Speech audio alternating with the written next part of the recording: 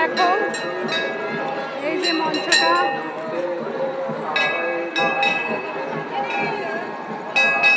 দেখাচ্ছি আমি। দেখো ওই জায়গাটায় ঠাকুর আমাদের কালী মা, হরিণডাঙ্গায় কালী মা এখানেই বসে বেদিতে দেখা যাচ্ছে। ফুলে সাজানো আছে। আর দেখো তোমরা কত ডালা পড়েছে, কত ডালা দেখতে পাচ্ছ, প্রচুর ডালা। দেখাতে পাচ্ছি ডালা। দেখো কত বাজি ওখানে, মাঠ গোটা বাজি। ওদিকে আর একটা মাঠ আছে, সেখানেও বাজি আছে। আমাদের ডায়মন্ড হারবারে সব থেকে জোরে এই আমাদের হরিণডাঙ্গার কালী পূজাটা হয়।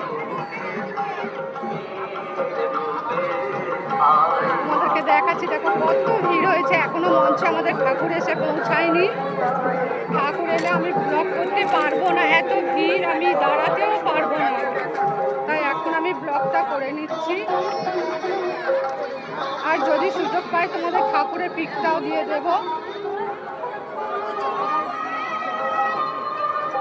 দেখো বন্ধুরা কত ভিড় হয়েছে। ঠাকুর এলে আরও ভিড় হবে।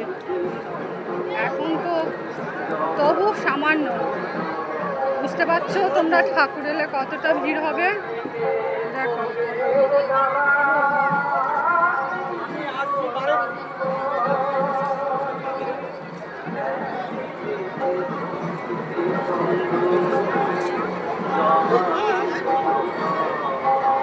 কত সুন্দর লাগছে, দেখো ঠাকুরের মঞ্চটা।